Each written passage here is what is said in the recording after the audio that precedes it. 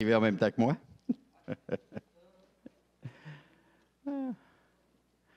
Amen.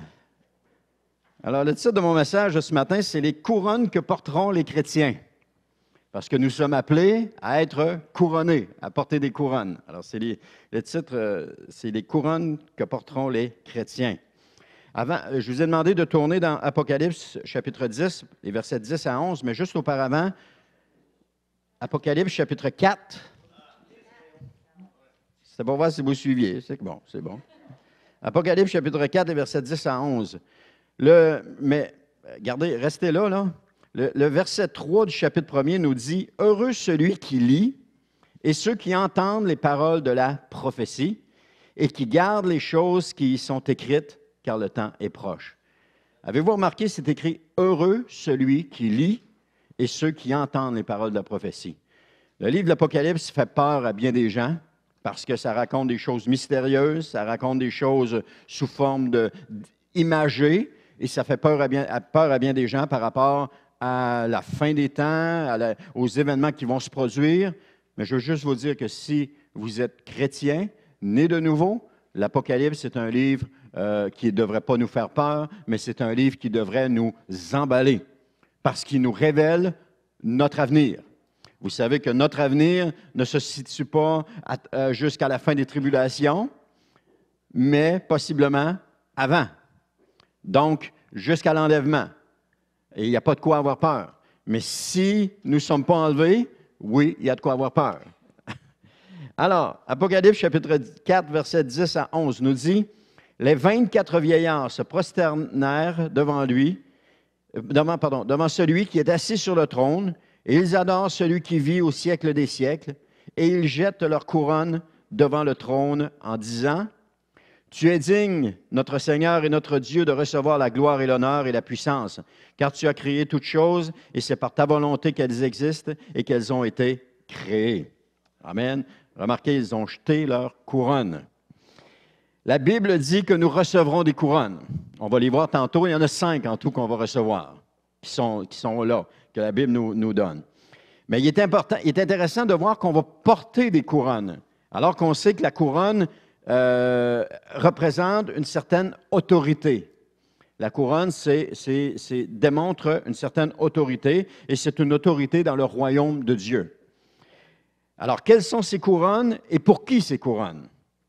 Premièrement, je viens de vous le dire, la couronne démontre l'autorité. Un roi ou une reine ne devient roi ou reine que lorsqu'il est couronné. Avant de son couronnement, il n'y a aucune autorité. Avant son couronnement, il est pressenti à la royauté, mais il ne l'est pas tant qu'il n'est pas couronné. Donc, s'il veut exercer une certaine autorité sur ses sujets, il a besoin d'être couronné, il a besoin qu'on lui... Et le signe, c'est de prendre la couronne et de littéralement lui déposer sur la tête. Lorsqu'on voit ça dans des films, on a vu ça aussi au couronnement de la reine Élisabeth II, etc., ou des films qui sont plus vieux, où est-ce qu'on voit la personne déposée. À partir de ce moment-là, la reine ou le roi, lorsqu'il porte la couronne, est revêtu d'une autorité. Maintenant, la couronne révèle notre véritable attitude vis-à-vis de Christ, notre roi. Si vous avez vraiment fait des sacrifices par amour pour lui, si vous avez un amour passionné pour lui, si votre vie lui était entièrement dédiée, si vous avez renoncé à votre propre vie pour lui, la couronne le montrera. La couronne va montrer ce que nous étions, notre cœur. Et ce n'est pas dans cette vie qu'on va recevoir notre couronne. Imaginez-vous pas vous promenant avec une couronne devant tout le monde en vous pavanant, parce que l'orgueil est encore présent. Et si l'orgueil est encore présent, avoir des couronnes, mais ça nous enorgueillirait, puis on s'élèverait au-dessus de tout le monde. Mais on n'est pas appelé à cela, on est appelé à être à s'abaisser, comme nous dit le Seigneur. Celui qui s'élève, je l'abaisserai, puis celui qui s'abaisse, je l'élèverai. Alors on est appelé à s'abaisser. Maintenant, la gloire, comme je dis, la gloire et la louange des hommes, ça n'a aucune valeur. Ce n'est pas ça qui compte. On peut élever un homme, on peut le louanger, dire qu'il est extraordinaire, qu'il est bon, mais ça n'a aucune valeur. Ce qui a de la valeur, c'est la personne que Christ élève, que Dieu élève. C'est la personne que Dieu loue ou honore, disons-le comme ça. C'est la personne que Dieu honore. C'est ça qui a de la valeur. Si je suis honoré par Dieu, qu'importe ce que les hommes disent de moi ou pensent de moi, ça n'a aucune valeur. Ce qui est important, c'est ce que je suis pour Dieu. Je lisais, je vais juste aller vous le trouver, je lisais dans 2 Corinthiens, dans Galates ce matin, c'est ça? Dans Galates, Paul, il disait, et maintenant, dans Galates 1,10, il dit, et maintenant, est-ce la faveur des hommes que je désire ou celle de Dieu? Est-ce que je cherche à plaire aux hommes? Si je plaisais encore aux hommes, ne serais-je pas serviteur de Christ? Je ne serais pas serviteur de Christ. Donc, Paul avait compris qu'il ne devait pas plaire aux hommes. Premièrement, s'il avait plu aux hommes, il l'aurait trouvé bon, il l'aurait trouvé extraordinaire, il l'aurait trouvé merveilleux, et la foule l'aurait élevé. Au contraire de cela, la foule l'a battu, la foule l'a méprisé, la foule l'a chassé des villes. Ils n'ont pas voulu de lui. Pourquoi? Parce qu'il plaisait à Christ. Tout serviteur de Dieu qui est honoré de Dieu, généralement, n'est pas acclamé des hommes, parce qu'il plaît à Christ d'abord. Si un homme est acclamé des hommes, c'est pas bon signe. Alors, Christ remettra à chacun ses couronnes. Alors, ces couronnes ne sont pas un signe d'élévation personnelle, mais un symbole d'honneur pour notre Sauveur. C'est ce qu'on voit lorsque les vieillards ont pris les couronnes et qu'ils l'ont lancé, aux pieds de Dieu. C'est un signe d'honneur, parce que c'est lui qui a tout fait. Amen. C'est le seul don matériel que nous pourrons offrir au Seigneur. Le seul don matériel qu'on peut offrir au Seigneur. Puis en plus, ça ne vient pas de nous. Il nous l'a donné, mais ça ne vient pas de nous. C'est ce qu'on va pouvoir lui offrir. Parce que Dieu a tout ce qu'il faut. Il n'y a pas besoin de rien de notre part. Il n'y a pas besoin qu'on lui amène rien. Il y a tout ce qu'il faut. Mais l'image qui me vient à l'esprit pendant que je vous dis ça, c'est un parent avec un enfant de 2 ans qui fait un beau dessin et qui va l'offrir à son père ou à sa mère. Son père et sa mère n'ont pas besoin du dessin. Ils n'ont pas besoin, ils ont tout ce qu'il faut. Mais ils sont remplis de joie parce que le petit enfant offre un dessin à son père et à sa mère. Ou à son grand-père. En tout cas, le grand-père était tout content d'avoir un dessin. Il ne sait pas ce qu'il y a dessus, mais en tout cas, il est content. Et c'est la même chose avec Dieu. Quand même, on va lui offrir nos couronnes. Dieu n'a pas besoin de rien, mais il va être ravi de cela. Comme le petit enfant, il va être ravi de cela. Parce que c'est un signe d'honneur. On honore Dieu parce que c'est lui qui le fait. Et maintenant, la signification des 24 vieillards. On voit ici qu'il y a 24 vieillards. Mario Mascotte dit toujours, quand tu vois un chiffre, pose-toi la question, ça veut dire quelque chose. Je me suis posé la question, j'ai cherché un peu qu'est-ce que ça pouvait vouloir dire. Il apparaît que les 24 vieillards, premièrement, les 24 vieillards apparaissent dans l'Apocalypse, on les voit au chapitre 4, 5, 11 et 19. Mais il apparaît aussi que ces 24 vieillards représentent l'Église, qui représenterait l'Église. Donc, on voit, chapitre 4, c'est les choses à venir. Comme on voit dans Apocalypse, chapitre 1, c'est ce qui était. Chapitre 2 et 3, c'est ce qui est. Et chapitre 4, ce sont les choses à venir. Donc, les 24 vieillards sont, dès le début du chapitre 4, apparaissent là dans les choses à venir. Donc, ils représentent possiblement l'Église. Mais pourquoi est-ce qu'ils représentent l'Église? Alors, on va regarder Apocalypse, chapitre 3, le verset 21. Mario, c'est la page 1748.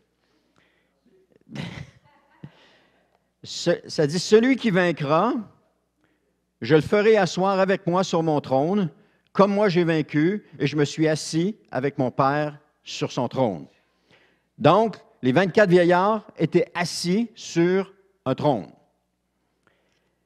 Ils représentent ceux qui ont vaincu. Ceux qui ont vaincu. Comme Christ a vaincu, il s'est assis sur le trône, ceux qui ont vaincu seront assis sur un trône. Amen. Et là, faites attention, ce n'est pas seulement 24 chrétiens parmi tous les milliards de chrétiens ou les millions de chrétiens qui vont avoir existé sur la terre. Ce n'est pas juste les 24 élus qui vont être là. 24 représentent une multitude. OK? Ensuite de ça, Éphésiens 2, 6. Éphésiens chapitre 2, verset 6. On va tourner. Ça va vous pratiquer. Éphésiens chapitre 2, verset 6. Je devrais mettre des marque-pages, hein? J'irai plus vite que vous autres. Éphésiens chapitre 2, le verset 6 nous dit Il nous a ressuscités ensemble, il nous a fait asseoir ensemble dans les lieux célestes en Christ. Donc, nous les voyons assis ensemble dans les lieux célestes. Ce qui fait que ça peut représenter l'Église, c'est que premièrement, ils ont reçu, ils sont assis sur des trônes, mais ils sont assis ensemble, ils sont dans les lieux célestes. Et nous savons donc avec certitude que ces vieillards, nous pensons que ces vieillards représentent l'Église, car elle seule est décrite dans la Bible comme recevant des couronnes. Il y a juste elle qui reçoit des couronnes. Donc, c'est ce que ça fait penser. Une autre chose qu'on pense que ça peut être la Bible, c'est qu'il porte un vêtement blanc. Apocalypse 3,5, on n'était pas loin, mais je vais vous le lire. Celui qui vaincra sera revêtu ainsi de vêtements blancs. Encore une fois, on a le sens de victoire, de vaincre. On est encore dans ce mode-là. Celui qui vaincra, 3,5, celui qui vaincra. Je n'effacerai point son nom du livre de vie, et je confesserai son nom devant mon Père et devant les anges. Alors, on est encore dans un sens de vaincre. Donc, il porte un vêtement blanc. On voit aussi dans Jean chapitre 1, Jean chapitre 1, nous dit que l'Église a été purifiée par le sang de l'agneau. Alors, elle est donc vêtue de vêtements blancs qui représentent la pureté. Amen. Ça, c'est l'Église. C'est ce qu'on est appelé à aller. Apocalypse 3,18. On peut bien tourner. Tu l'as encore, hein? Tu l'as gardé, toi, hein? T'as été brillant. Apocalypse chapitre 3, verset 18. J'arrive, là, je ne veux pas passer droite. 3 versets. Apocalypse 3, 18. 3, 18 nous dit, « Je te conseille d'acheter de moi de l'or éprouvé par le feu afin que tu deviennes riche, et des vêtements blancs, afin que tu sois vêtu et que la honte de ta nudité ne paraisse pas, et un collier pour oindre tes yeux afin que tu vois. » Donc, ici, Jésus s'adresse à l'Église de Laodicée. Il dit, « Je te conseille d'acheter de moi des vêtements blancs. » Donc, ces vêtements blancs nous sont remis parce que nous avons été, on a vaincu, mais il a fallu se battre, il a fallu la victoire, il a fallu lutter. Parce que acheter, dans le sens d'acheter, c'est dans le sens de se procurer un vêtement blanc. On n'a pas besoin d'acheter avec de l'argent, on ne pourra pas l'acheter, on ne peut pas l'acheter au Seigneur ou soudoyer un ange et dire « Amène-moi un habit blanc quand je vais arriver ». On ne pourra pas faire ça, mais c'est ici sur la terre, alors qu'on combat, qu'on vit pour le Seigneur, c'est là qu'on se procure ce vêtement blanc. Parce que nous avons besoin de vaincre, d'être victorieux. On ne peut pas juste se laisser porter sur la vague en pensant que peut-être que quelque chose de bien va m'arriver ou peut-être que je vais avoir un vêtement blanc. On doit lutter. Le peuple d'Israël demandait à Dieu, est-ce qu'on va être vainqueur? Et le Seigneur disait, oui, tu seras vainqueur. Le peuple d'Israël ne restait pas dans ses murailles en disant, bon, on va attendre d'être vainqueur. Non, il prenait l'armée, il prenait le bouclier, l'épée, l'armure, et il fonçait pour aller se battre, avec la confiance qu'ils seraient vainqueurs. Imaginez l'avantage qu'ils avaient sur leurs ennemis. Ils savaient qu'ils seraient vainqueurs. Dieu leur avait promis. Donc, ils devaient se battre. Dans d'autres cas, la délivrance vient comme ça. On le voit avec Élie, lorsque le peuple, je pense que c'est Madian qui assiégeait la ville et que tout le monde crevait de faim à l'intérieur de la ville et qu'à un moment donné, il y a des lépreux qui ont dit, coudonc, on n'a rien à perdre, nous autres, s'ils nous tuent, de toute façon, on est appelés à mourir. Ils se sont rendus dans le camp ennemi pour arriver là et s'apercevoir qu'il n'y avait plus personne. Tout le monde dans la nuit avait pris la fuite et le camp était désert. Alors, ils ont pris ce qu'ils avaient besoin, puis ils sont revenus à la ville pour le dire. Il y a des fois que la victoire, tu n'as pas besoin de rien faire. Mais il y a d'autres fois où il faut se battre.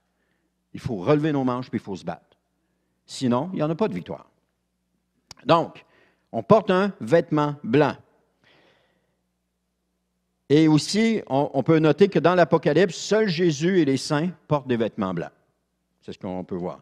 Alors, une fois de plus, ceci confirme l'identité de 24 vieillards comme représentation de l'Église. Mais il y a autre chose. Tournez pas là, mais dans 1 Chronique, chapitre 24 et chapitre 25, on voit que David avait établi 24 classes de prêtres et de chantres. Il les avait établis dans le temple. On sait que David a établi des choses dans le temple qui étaient d'avant-garde, qui ne se voyaient pas à l'époque.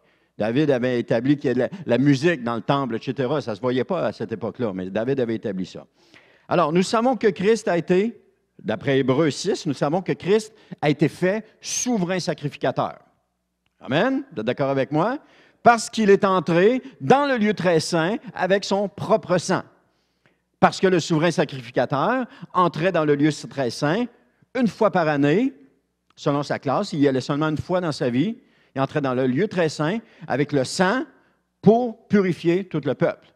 Alors Jésus, lui, est entré une fois pour toutes, nous dit Hébreux, dans le lieu très saint avec son propre sang pour purifier le peuple. OK? Donc, lorsque Jésus est entré dans le lieu très saint, Hébreux nous dit aussi, Apocalypse 1,6 nous dit qu'il a fait de nous un royaume des sacrificateurs. Si Christ, dans le temple à Jérusalem, il y avait le souverain sacrificateur et des sacrificateurs. Aujourd'hui, dans le temple au ciel, il y a le souverain sacrificateur Jésus et des sacrificateurs qui nous sommes nous. Il a fait de nous un peuple des sacrificateurs. Donc, nous sommes sacrificateurs du Dieu très haut. On n'est pas souverain sacrificateur, on ne sera jamais souverain sacrificateur, parce que seul Christ va occuper cette position-là. Mais il a fait de nous un peuple de souverains sacrificateurs. Voilà ce qui fait que les 24 vieillards représentent l'Église, mais aussi que les chantres sont ceux qui louent et qui louent l'Éternel. Alors c'est ce qu'on pense, c'est ce qu'on croit que ça peut représenter, les 24 vieillards vont représenter l'Église. Maintenant, il y a peut-être d'autres significations, c'en est une. Comme je dis toujours, ça vaut ce que ça vaut. Vous la prenez si elle fait votre affaire. Si elle ne fait pas votre affaire, trouvez-en une qui fait votre affaire. C'est peut-être pas la bonne chose à dire, mais c'est juste pour dire que ça ne donne rien de s'astiner sur cela. C'est un signe qui est là, mais que... mais je suis en train de m'enliser, moi, là. Hein? Oui, je suis en train de m'enliser. Amen. Alors, il y a 5 différentes couronnes qui vont être attribuées à ceux qui en sont dignes. 5. Alors, comment savoir si j'en suis digne? Sur ce, je répondrai, quelle est ta passion pour Jésus? Quel est ton amour pour le Seigneur? Es-tu tout excité par le simple fait de venir dans sa présence? Sa voix te fait-elle tressaillir de joie? Es-tu rempli d'admiration envers ton Sauveur? Es-tu prêt à tout sacrifier pour lui? Tout ce qu'il va te demander de sacrifier? Es-tu prêt à mourir pour lui, tout comme lui est mort pour toi? C'est ça que je répondrais à ceux qui en sont dignes. Des gens qui ont été prêts à payer le prix pour suivre le Seigneur. Et ce n'est pas nécessairement des gens qui sont en autorité dans l'Église qui payent le prix. Chacun de nous payons le prix. Chacun de nous, assis dans ces bancs d'Église, payons le prix. Lorsqu'on regarde les premiers chrétiens, avec la persécution, ce n'était pas juste les leaders qui payaient le prix. C'était aussi chacun des membres des chrétiens qui étaient dans leur vie. Des gens qui travaillaient, des gens qui étudiaient, des gens qui étaient à leur retraite, mais qui avaient un amour pour le Seigneur. Et ils payaient le prix. Ils ont été massacrés. Ils ont été massacrés dans les colisées, etc. Ils payaient le prix. Alors, c'est chacun de nous qui doit payer le prix. Donc, de même que pour qu'un couple fonctionne, il faut que les deux se donnent, il faut que chacun des membres du couple se donne l'un à l'autre entièrement. Je ne peux pas me donner à 25 % et mon épouse à 75 %. Ça ne marche pas. De même, je ne peux pas me donner à 75 puis mon épouse à 25 %. Ça ne marche pas. On a besoin de se donner à 100 % l'un envers l'autre. Là, ça fonctionne. En dehors de ça, ça ne peut pas fonctionner. Et c'est la même chose. On doit se donner. Christ s'est tout donné pour nous. Maintenant, l'invitation nous est faite à nous de nous donner pour Christ. À nous de donner pour Christ. Amen. Les cantiques des cantiques relatent l'amour débordant de la Sunamite, qui représente l'Église, envers son fiancé, qui représente Christ. Lisez cela dans cette optique-là. Regardez la Sunamite comme étant l'Église et regardez le fiancé comme étant Christ. Et vous allez voir que ça se donne à 100 % d'un côté comme de l'autre. Il y a un amour tellement passionné entre ces deux-là. Amen. Alors, L'Église est la fiancée de Christ qui bientôt viendra chercher et l'amener à lui. Nous sommes les vierges que Christ vient chercher. Parce que dans la façon de procéder pour les mariages juifs, c'est que le fiancé venait, avant la célébration, le fiancé venait à la maison, prenait la fiancée et la ramenait chez lui. Avant ça, il avait préparé la place. Il avait préparé la maison. Comme Christ dit qu'il est parti nous préparer une place, il avait tout préparé la place, il avait préparé ça, et là, il venait chercher. Ce n'était pas comme nous, où est-ce qu'il y a une cérémonie de mariage, etc. Non, c'était Christ qui venait chercher, bien, le fiancé venait chercher. Alors, quand les vierges sont là, ils attendent le fiancé. Ils attendent que l'ami du fiancé les avertisse, il me semble que c'est dans ce sens-là. Ils attendent cela. Et quand l'époux arrive, il faut qu'il soit prêt. Imaginez, l'époux va venir la chercher, mais la fiancée est encore couchée, elle ne s'est pas levée, elle a fait de la grasse matinée. Elle n'a pas pris sa douche, puis elle sent de la bouche. Ah oui, elle se lève.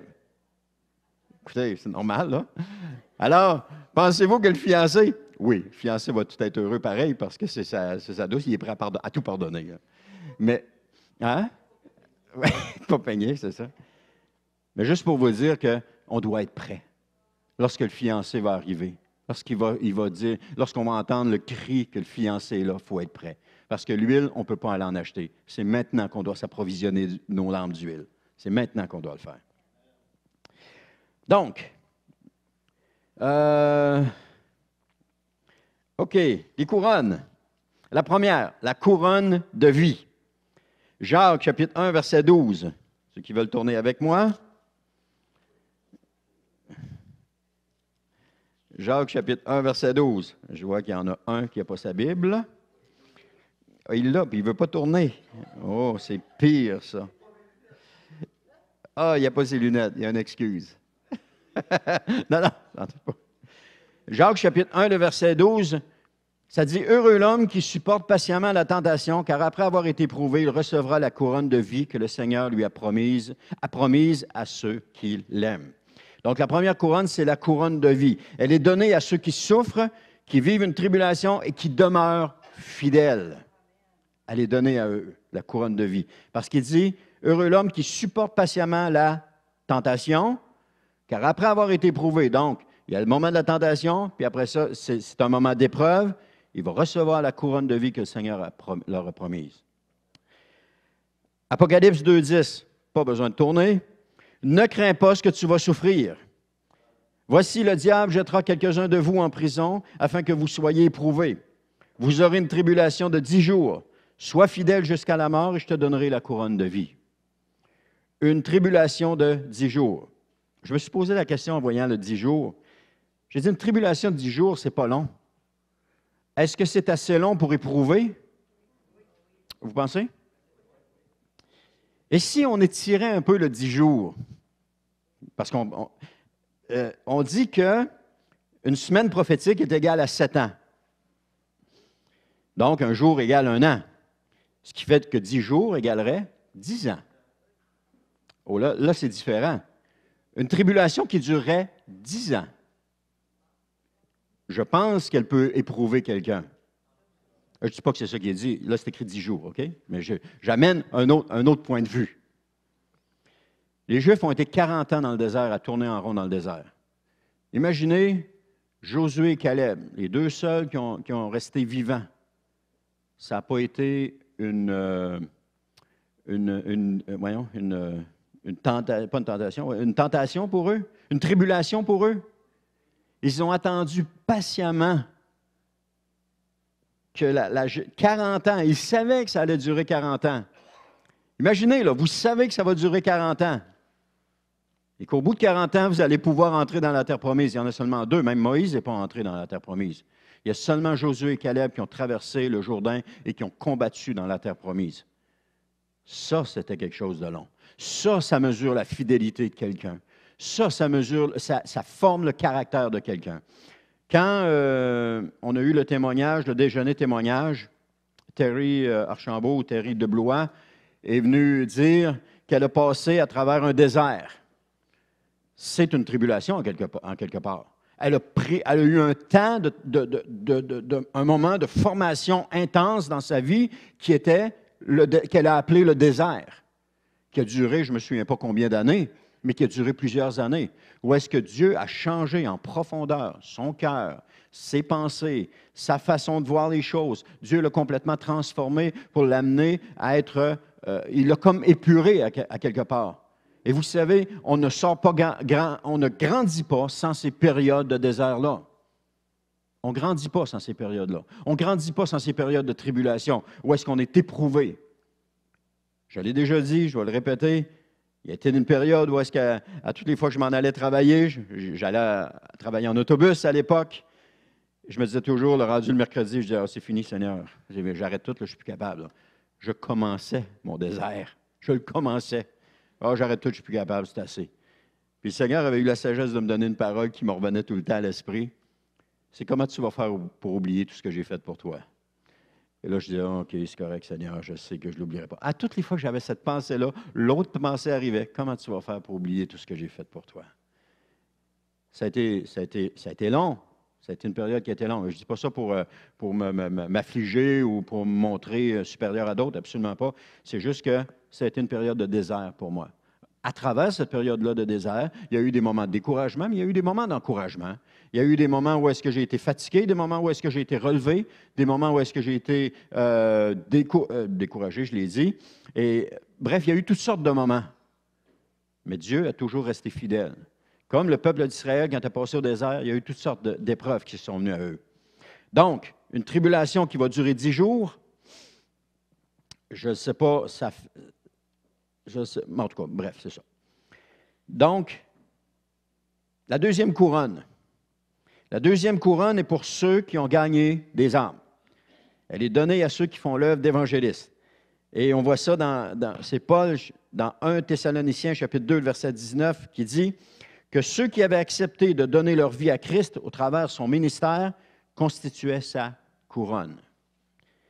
Il va dire dans Philippiens 4.1, « C'est pourquoi, mes bien-aimés et très chers frères, vous qui êtes ma joie et ma couronne, demeurez ainsi fermes dans le Seigneur, mes bien-aimés. » Donc, Paul avait fait le travail d'un évangéliste. Il avait été dans ces pays-là, il avait évangélisé les gens, et pour lui, ces gens-là étaient sa couronne.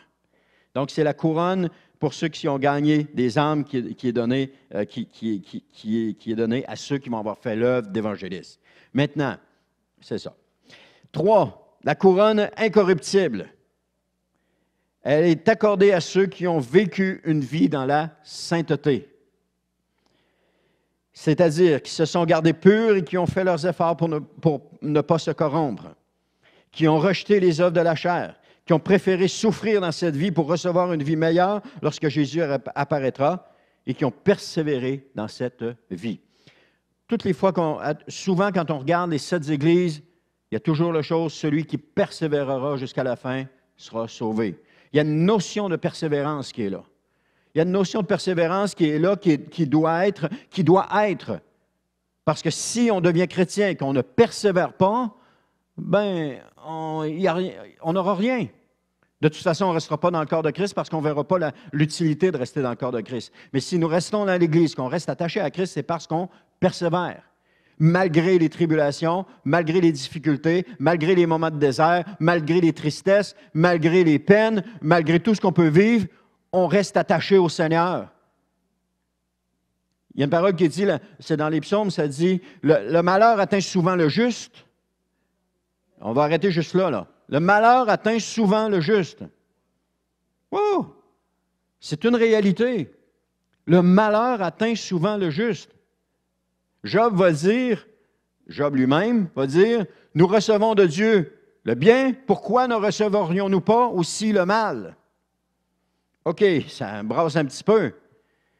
Mais ce qui est encourageant dans cela, c'est que l'Éternel l'en délivre toujours. C'est une puissante phrase qui nous permet de persévérer. De persévérer. Parce que nous savons que lorsqu'on est affligé, l'Éternel nous délivre. Maintenant, il y a une période de temps où on l'est. Mais dans cette période de temps-là, on ne perd pas courage, on ne perd pas rien. On sait que Dieu nous délivre. Nous sommes plus que vainqueurs par celui qui nous fortifie. Mais si nous persévérons, nous serons vainqueurs. Celui qui abandonne ne persévère pas. Un de mes grands défauts était la persévérance. J'en avais pas. Il fallait que tout soit facile et vite. Tout facile puis vite. Si c'était pas facile puis vite, j'abandonnais. Et depuis tout jeune, j'étais comme ça. À un moment donné, le Seigneur m'a montré cela.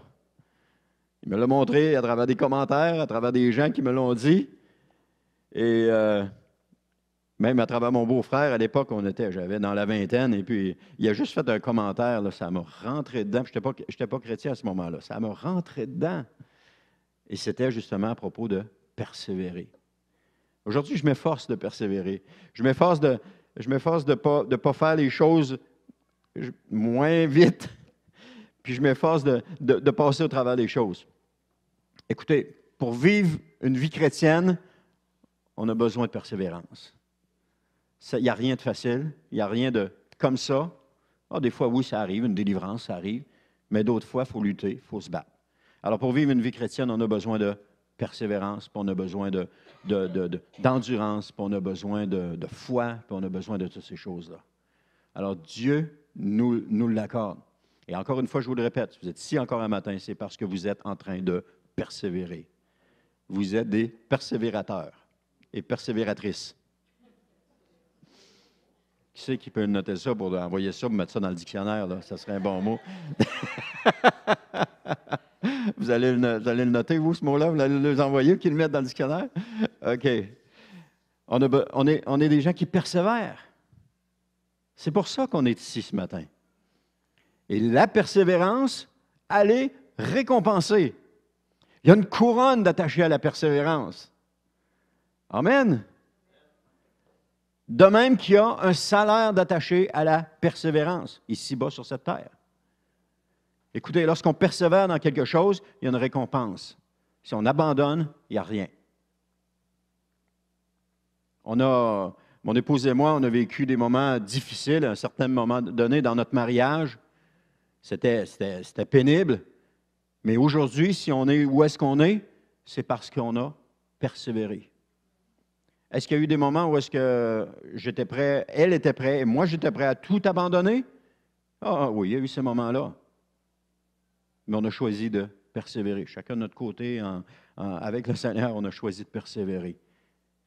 Et aujourd'hui, on est ce qu'on est dans notre couple parce qu'on a persévéré. Il y a une récompense à persévérer. Je ne sais pas ce que vous vivez maintenant, mais dans ce que vous vivez, persévérez parce qu'il y a une récompense. Vous allez sortir gagnant de cela. Vous allez sortir plus fort de cela parce qu'il y a une récompense. Dans ce monde-ci, mais aussi au ciel, si nous persévérons. Amen. Amen. Donc, la couronne, c'était pour les évangélistes. Hein? Pour les évangélistes, c'est ça. Je t'ai rendu à la troisième? OK. Bon, mais merci. 1 Corinthiens 9, 25 à 27 nous dit « Tous ceux qui combattent s'imposent, encore une fois, on est dans la persévérance, s'imposent toute espèce d'abstinence et ils le font pour obtenir une couronne corruptible. Mais nous, faisons-le pour une couronne incorruptible.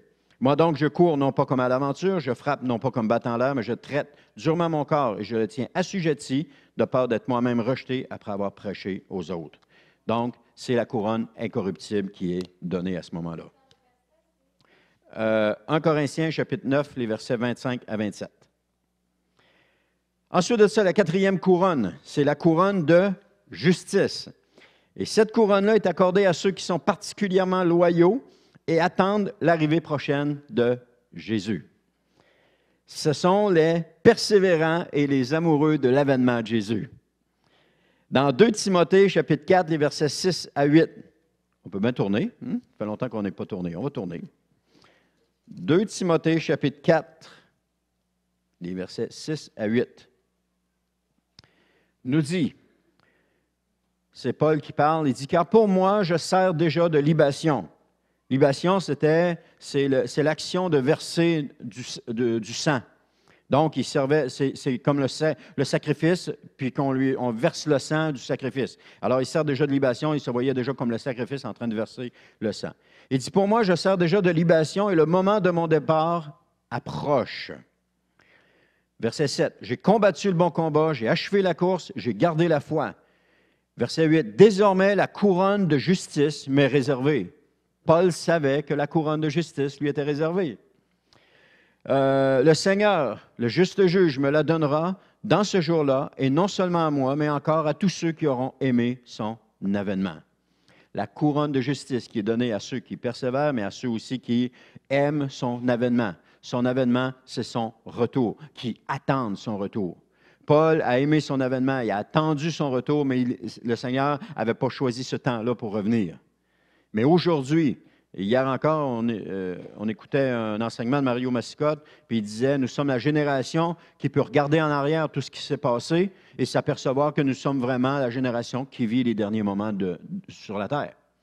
Parce que toutes ces choses-là ont été accomplies. Et si on se reporte aux chrétiens de l'an 300, de l'an 500, de l'an 800, 1500, 1800, ils n'avaient pas la connaissance que nous avons aujourd'hui. Ils n'avaient pas cette connaissance-là. Il y avait des choses qui ne s'étaient pas produites. Mais quand même, ces gens-là attendaient le retour de Jésus. Donc, la couronne de justice. La couronne de justice, c'est pour ceux qui vont avoir combattu le bon combat. Il y a toutes sortes de combats, mais il y en a un bon. Mais les autres, c'est des combats, mais il y en a un seul bon. C'est celui-là qu'il faut combattre. Des fois, on se dit, bon, ça vaut-il la peine de mener ce combat-là? Ça vaut-il la peine de se battre pour ça? Des fois, oui, des fois, non. Mais le bon combat, ça vaut toujours la peine de se battre. Et le bon combat, c'est le combat de la justice.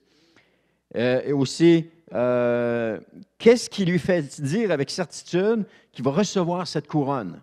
Comment est-ce qu'il peut faire pour savoir ça avec certitude? Il dit, le Seigneur, mon juste juge, va me la donner.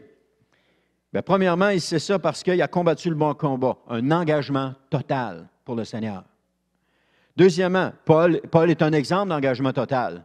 Quand on voit qu'il s'est donné, oui, il y avait un travail, il n'était pas à la charge des églises, il y avait un travail, et puis il pourvoyait ses besoins, mais il a voyagé, puis il s'est donné entièrement pour le Seigneur. Deuxièmement, il a achevé la course. Persévérance, encore une fois. Il a persévéré dans les voies que le Seigneur lui a demandées, parce que le Seigneur l'appelait à aller annoncer l'Évangile aux grands de ce monde. Il n'est pas allé dans les 3 premiers voyages, dans les 2 premiers voyages. Il est allé dans le dernier voyage, alors qu'il était conduit devant les grands, jusque devant César, pour être jugé, et c'est là que le Seigneur l'a conduit. Et aussi, il a gardé la foi, obéissance. Il a obéi au Seigneur dans ce qu'il a fait dans sa vie. Le Seigneur lui a dit, bon, on va aller à tel endroit. Le Saint-Esprit lui disait dans un rêve, non, passe en Macédoine. Non, va ici. Non, va là. Et Paul a toujours obéi au Seigneur, avec comme résultat qu'il y avait une bénédiction. Quelle sorte de bénédiction? Une bénédiction pour sa chair? Non, une bénédiction pour le royaume de Dieu. Parce que le royaume de Dieu se construisait et grandissait. Il y avait des chrétiens qui recevaient la parole de Dieu. Il y a des églises que Paul a fondées, je ne me souviens pas laquelle, mais il en a fondé une, et puis il n'était jamais retourné, les Thessaloniciens. Il n'était jamais retourné. Il a envoyé Tite pour aller voir comment ça allait. Puis Tite est arrivé avec un rapport, il dit, inquiète-toi pas, Paul, ils sont forts dans la foi. Ils étaient attachés au Seigneur Jésus. Comme quoi, on n'a pas toujours besoin d'un homme pour nous conduire, mais on a besoin de s'attacher au Seigneur Jésus, mais pas s'attacher toujours à un homme, mais s'attacher au Seigneur Jésus, parce que c'est lui qui est le chef de l'Église. C'est lui qui construit son Église. Ça m'a pris du temps à comprendre ça, mais aujourd'hui, je le comprends. C'est lui qui construit son Église. Elle lui appartient. C'est lui. Ce n'est pas moi qui construis l'Église du Seigneur, et je ne suis pas le Seigneur de cette Église. C'est Jésus qui est le Seigneur de cette Église. C'est lui qui l'a construit. Et gloire à Dieu. Ce qui me fait dire que quand il y a des choses qui ne font pas mon affaire, le Seigneur, c'est ton Église. Aide-moi à accepter. Aide-moi à comprendre. Si tu ne veux pas que je comprenne, c'est pas grave, je vais respecter ça. Je m'abandonne entre ses mains, je lui laisse les choses entre ses mains. Amen. Mais je suis un homme, et de temps en temps, je les rattrape. Je ne veux pas les perdre, non. Amen. Aussi, la couronne de gloire, la 5e et dernière, c'est la couronne de gloire. Elle est accordée aux anciens et à ceux qui enseignent. Ah, c'était bon d'avoir le témoignage ce matin d'Anne-Marie. Elle est accordée à ceux aux anciens et à ceux qui enseignent. 1 Pierre, chapitre 5, des versets 1 à 4. On peut bien tourner, on n'est pas loin. 1 Pierre, chapitre 5, les versets 1 à 4. Voyons. Chapitre 5, les versets 1 à 4, qui nous dit, « Voici les exhortations que j'adresse aux anciens qui sont parmi vous, moi anciens comme eux, témoins des souffrances de Christ et participants de la gloire qui doit être manifestée. Paissez le troupeau de Dieu qui est sous votre garde, non par contrainte, mais volontairement, selon Dieu, non pour un gain sordide, mais avec dévouement, non comme dominants sur eux qui vous sont échus en partage, mais en étant les modèles du troupeau. Et lorsque le souverain pasteur paraîtra, vous obtiendrez la couronne incorruptible de la gloire. » Donc, il nous dit, et puis il nous dit de paître le troupeau. Ce que je fais présentement, je suis en train de nourrir le troupeau. Mais ceux qui prennent les cours la semaine sont en train de recevoir de quelqu'un qui les nourrit. C'est aussi simple que ça. Dans Luc 12, 42 à 44, ça nous dit, « Et le Seigneur dit, quel est donc l'économe fidèle et prudent,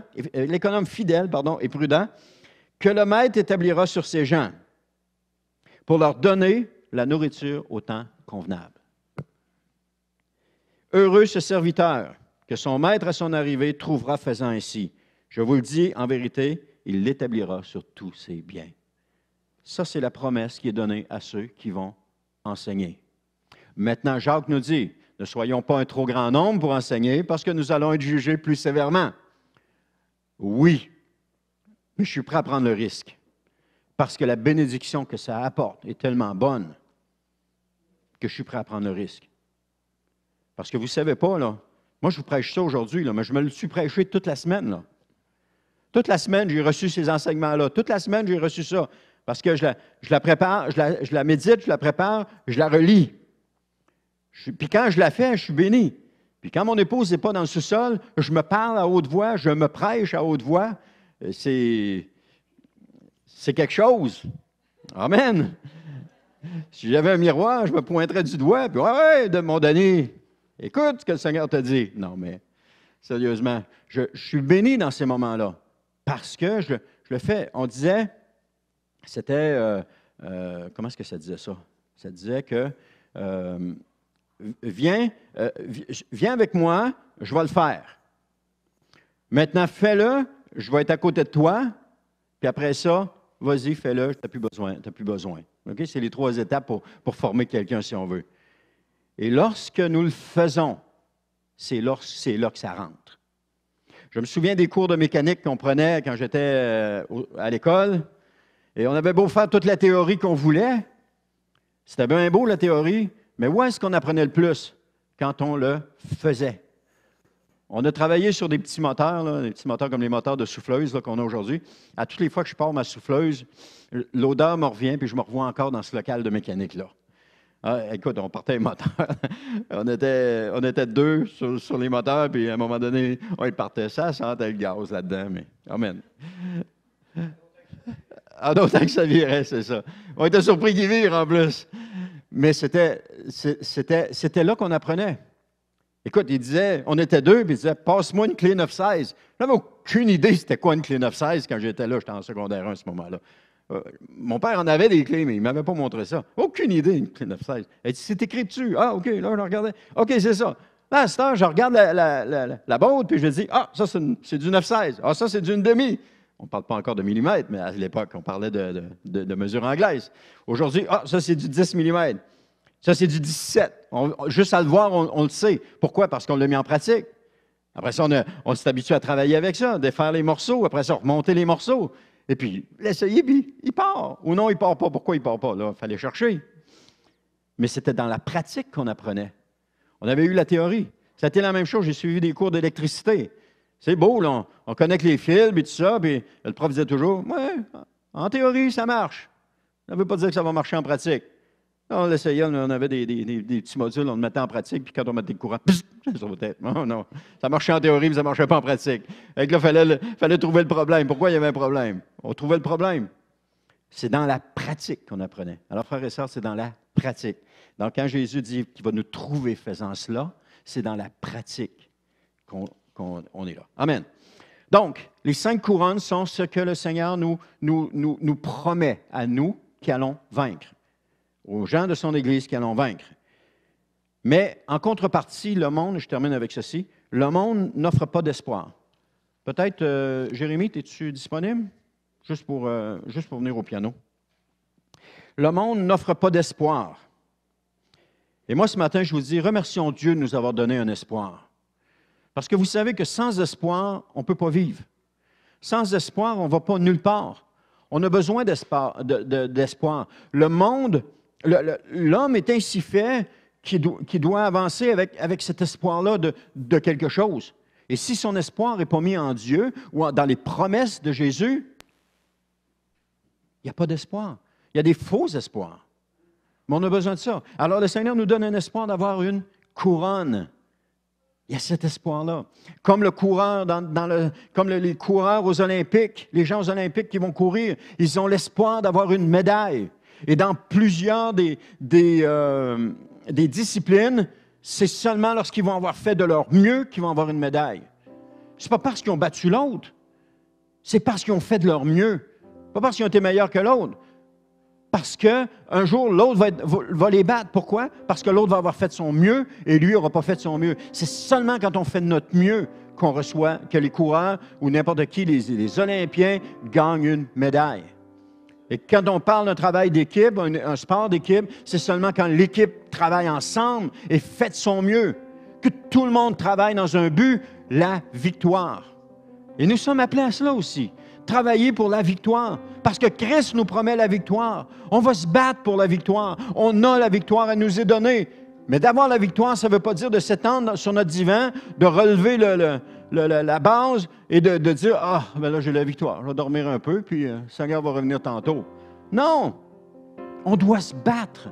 On doit continuer de se battre parce qu'il y a la victoire au bout. Et le royaume des cieux est donné à ceux qui se battent. Merci. Il y en a un qui suivait. Le royaume des cieux est donné à ceux qui se battent. Dites pas amen, ça va être correct. Mais, donc, le monde ne peut rien nous offrir si ce n'est la mort. Mais Dieu nous offre la vie. Il nous offre la vie éternelle, la vie dans sa présence. Il nous offre la vie à régner avec lui pendant le millénium. Il nous offre, quand on lit les églises dans l'Apocalypse, il y en a certains, il dit qu'ils vont être comme une colonne dans le temple de Dieu. Ils ne sortiront plus du temple de Dieu. Ça veut pas dire qu'ils vont toujours être confinés dans l'endroit et ils ne pourront plus sortir, c'est une prison. Mais c'est que s'ils sortent, la présence de Dieu va toujours être avec eux. Tout le temps. Elle va toujours être là. Et ça, c'est la victoire qu'ils vont avoir acquis. À celui qui va avoir persévéré jusqu'à la fin. Alors, je vous encourage ce matin à persévérer, qu'importe ce que vous vivez, à persévérer, ou qu'importe ce que vous allez vivre, à persévérer, parce qu'il y a une couronne de rattachée à la persévérance. Amen. Aujourd'hui, il est possible de retrouver l'espoir, mais pour cela, on doit quitter ce monde sans espoir pour entrer dans le royaume de Dieu. Quitter ce monde sans espoir. Je ne dis pas de tous aller vous enlever la vie, là. C'est pas ça que ça veut dire. Ça veut dire de commencer à vivre pour le royaume des cieux. Commencer à vivre pour le Seigneur. Disons-le comme ça. Commencer à vivre pour Jésus. Amen. Jésus, je vais le dire. Aujourd'hui, les gens vivent pour une philosophie, mais ils ne vivent plus pour le Seigneur. Ils vivent disons-le, pour des guérisons. Ils veulent voir des guérisons, ils veulent prier, ils veulent voir les gens guéris. Mais en contrepartie, ils ne vivent pas pour le Seigneur. S'ils vivaient pour le Seigneur, ils verraient ces choses-là. Mais leurs yeux focus là, et non pas là, et non pas sur le Seigneur. C'est correct. On doit prier pour les gens, c'est ce que la Bible nous enseigne. On doit prier pour les gens, et honnêtement, on est appelé à faire des choses plus grandes que Jésus a fait. Mais pour ça, il faut avoir les yeux sur Jésus. Il faut viser sur Jésus. Jésus visait sur son Père. Il avait les yeux fixés sur son Père. Et il dit dans la parole, il dit, « Je fais les choses que je dois faire au Père. » Donc, Jésus ne faisait pas ses propres affaires. Il faisait ce que le Père lui disait de faire. Et c'est ça les résultats qu'il y avait. Là, on veut des résultats, mais on ne cherche pas la source. Attachons-nous à la source d'abord. Attachons-nous à la source. Et si on s'attache à Jésus, des résultats, il va en avoir. Mais visons pas les résultats pour avoir Jésus. Visons Jésus. Le reste, cherchez premièrement le royaume et la justice de Dieu, puis tout le reste va venir par-dessus. Tout le reste va venir. Attachons-nous à Jésus. Attachons-nous à lui. Attachons-nous à lui. Amen. Ça va avec le thème, la personne d'abord. S'attacher à la personne de Jésus. Embrassons-le, serrons-nous après lui. Aimons-le plus que tout. Aimer Jésus, ça ne veut pas dire d'arrêter de tout faire le reste. Ça veut juste dire qu'en faisant le reste, j'incorpore Jésus avec moi. Des fois, on a tendance à être déséquilibré un petit peu comme chrétien. Ça, c'est ceux qui sont ici, au cœur, sont déséquilibrés un petit peu parce qu'il y a beaucoup d'émotions. Ceux qui sont de la tête sont plus équilibrés, il y a moins d'émotions. Mais attachons-nous à Jésus et laissons-le agir en nous. Et vous allez voir les résultats. Et on va voir les résultats. Si on cherche les choses, on est à côté des choses. Cherchons Jésus. Et là, ce n'est pas un plaidoyer contre ceux qui sont dans la guérison. Ce n'est pas ça, c'était juste un exemple. Parce que je crois qu'il y a des gens qui ont vraiment le ministère. Là. Il y a des gens qui ont vraiment ce ministère-là. Et puis, gloire à Dieu. Je ne veux pas dénigrer personne là. Amen. Jésus revient bientôt et le salut nous est offert. On ne peut pas l'ignorer. On ne peut pas ignorer. On doit mettre ça dans la balance aussi. Mais incorporons Jésus dans nos activités, dans ce que l'on fait. Et vous allez voir la différence. J'ai pensé qu'il fallait tout arrêter, puis avoir juste Jésus, puis ça c'est des vies monastiques. On se renferme, on s'isole, puis on a juste Jésus pour nous autres. Alors, il y a le monde à côté. On doit avoir un équilibre. On ne peut pas être juste d'un côté ou juste de l'autre. Pas de Jésus, rien que Jésus. On va avoir un équilibre. Où est-ce que dans notre vie, il y a la place, il y a toute la place pour Jésus. On ne vit plus comme on vivait auparavant. Nos pensées ne sont plus les mêmes. On soumet toutes nos pensées à Christ. On les soumet toutes à Christ. Et vous allez voir la différence. Et ça m'arrive souvent. Bien, ça m'arrive souvent. Ça m'arrive quelquefois. Je mets quelque chose à quelque part, puis je ne me souviens pas où c'est que je l'ai mis. Là, je le cherche. Où c'est que j'ai mis ça? Où c'est que j'ai mis ça? Là, à un moment donné, je dis, Seigneur, aide-moi à le trouver. Montre-moi, il est où, parce que je ne sais pas, il est où. Et là, j'arrête nécessairement de chercher par mes propres efforts. Et tout à coup, je tourne les yeux. Ah, il est là. Ah. Merci, Seigneur. C'est ça, mettre Jésus dans nos affaires. C'est ça. Ça, c'est juste un exemple matériel bien banal. Mais dans notre vie de couple, Seigneur, aide-moi dans ma relation avec mon épouse ou avec mon mari. Aide-moi, Seigneur, dans mes relations avec mes confrères de travail. J'ai besoin de toi. Au travail, j'ai besoin de ta présence avec moi. Seigneur, donne-moi les idées qui vont faire que mon client va être satisfait de moi. Donne-moi les idées où est-ce que je vais pouvoir avancer. Donne-moi. Vous savez, Salomon, ce qu'il a demandé, il n'a pas demandé les richesses puis de l'or. Il a demandé la sagesse. Pourquoi? Parce qu'avec la sagesse, tout le reste venait avec.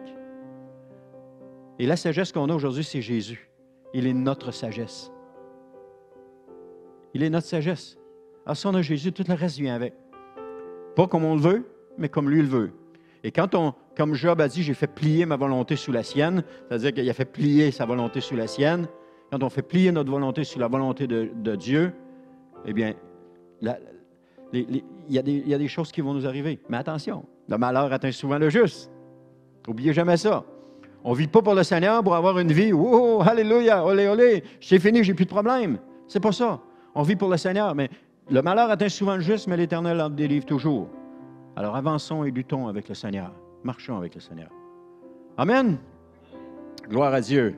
On va terminer en prière si vous voulez. J'aimerais ça vous inviter à vous lever ce matin. Pendant que Jérémie continue comme ça. Amen. C'est bon, c'est... Élie ou Élisée demandait qu'on joue pendant qu'il allait avant qu'il prophétise. C'est inspirant.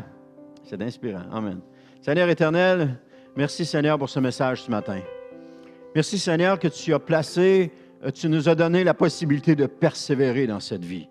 Tu nous as donné la possibilité d'être des vainqueurs.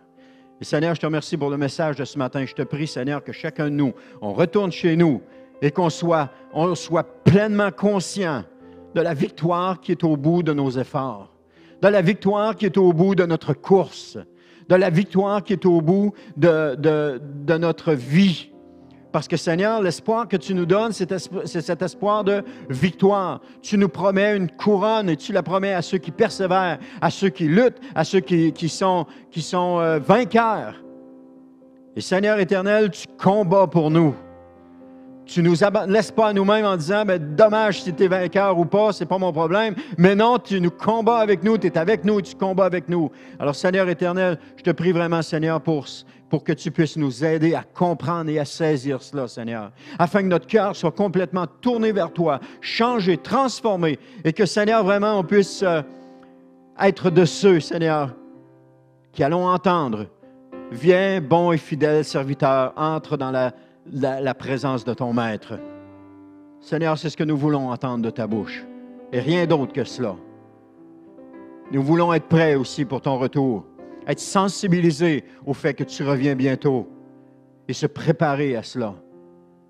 Seigneur, nous voulons des lampes remplies d'huile qui ne s'éteindront pas dans la nuit. Oh Seigneur éternel, je te rends grâce, Seigneur, alors que nous vivons cette nuit. Je te rends grâce. Père, c'est dans le nom de Jésus que je t'ai prié. Amen, Seigneur. Amen. Ce matin, c'est une parenthèse que je fais ici, ça me vient à l'esprit. Je voyais un passage de Noé. Noé, on sait que l'arche représente l'Église. Et Noé, Dieu a fait entrer dans l'arche ceux qui ont voulu qu'ils entrent, les animaux de toute espèce et tout ça. Il les a fait entrer dans l'arche. De même que nous sommes entrés dans l'Église qui est représentée par l'arche. Et à un moment donné, les eaux ont monté et l'arche s'est promenée. Il n'y avait pas de gouvernail dessus. Là. Il ne savait pas où est-ce qu'il s'en allait. Mais il s'est laissé aller balloter par les vents parce que Dieu le dirigeait à quelque part. Et à un moment donné, ils sont arrivés à un monde meilleur. Quand les eaux ont eu baissé et qu'ils sont sortis sur terre, c'était un nouveau monde qui prenait place, c'était un monde meilleur. Alors que nous sommes dans l'Église aujourd'hui, que nous nous en allons vers le millénium, qui va être un monde meilleur que le monde que nous connaissons aujourd'hui. Le règne de Christ n'aura rien de comparable avec le règne de Satan. Rien de comparable. Amen? C'est juste la pensée que j'avais ce matin, je voulais vous la partager. Gloire à Dieu.